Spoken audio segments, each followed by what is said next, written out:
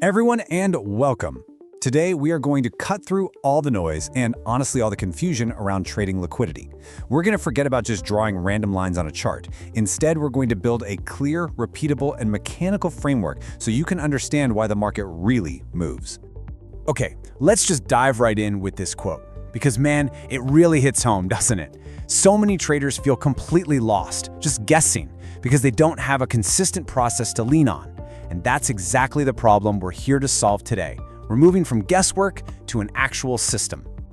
You know, the big problem is that most of what you hear about liquidity is incredibly subjective. It's discretionary.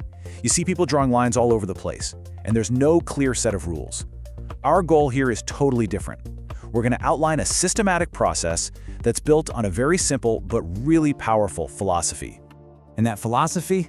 It's this. Our entire strategy is based on one idea, figuring out where the big money, the large institutions, is getting into and out of the market.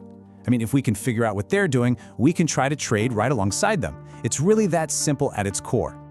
So this whole idea is built on three key pillars. Now, the first two, market structure and supply and demand, they're super important. They help you figure out which way the market is likely heading and where you might want to get in. But that third pillar, liquidity, that's our focus today. That is the secret sauce. It's what helps you time your entry perfectly and really sharpen your whole trade idea. All right, let's get to the heart of it. What is liquidity, really? Well, the absolute best way to think about it is like fuel. It's the gasoline that big institutions need to execute their massive trades and actually move the market. Without that fuel, the whole market engine just stalls out. And in the simplest terms you can possibly imagine, liquidity is just the number of buy and sell orders that are sitting there waiting at any given price. That's it. We don't need any complex jargon. It's all about how many people are available and willing to trade with you. Now you can see here why this is so critical for the big guys, for the institutions. See, in a liquid market, they can get these huge orders filled no problem, with very little slippage. And slippage just means the price doesn't rocket against them while they're trying to buy or sell. But in an illiquid market, oh man, their own giant order would cause these insane, volatile price spikes, and they'd get a terrible price for their trade.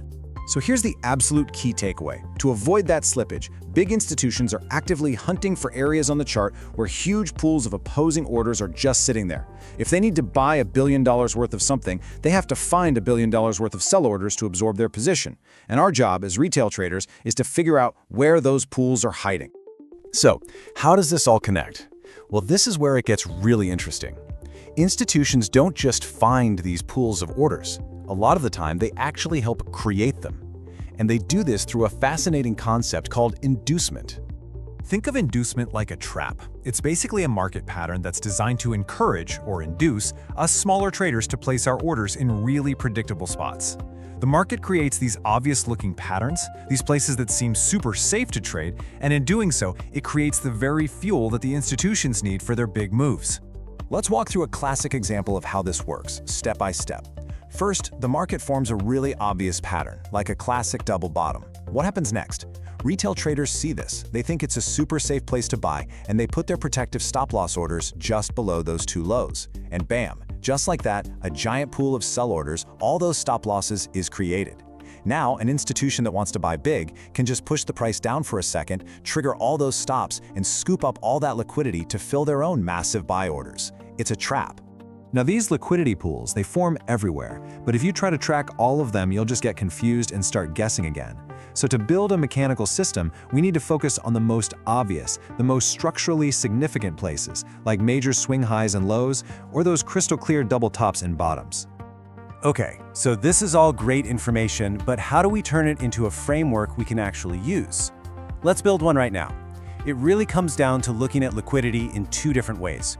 You look at the past, and you use that to help predict the future.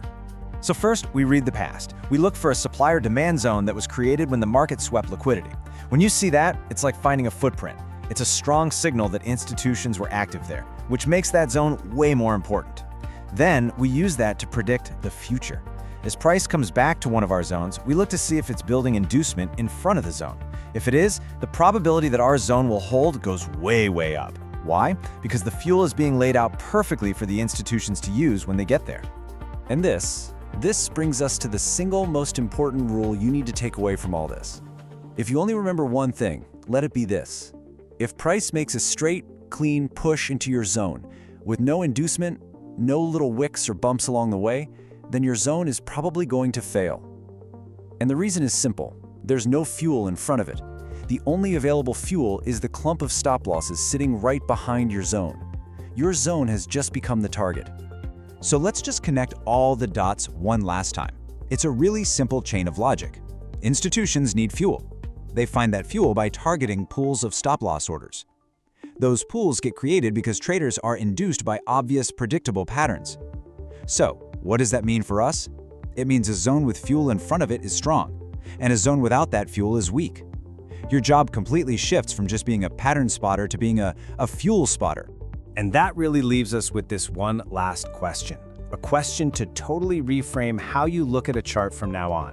Are you just looking at textbook patterns and kind of hoping they work out? Or are you starting to see the market for what it truly is? A strategic hunt for fuel, a hunt for liquidity. Because I promise you, when you start looking for the fuel, everything changes.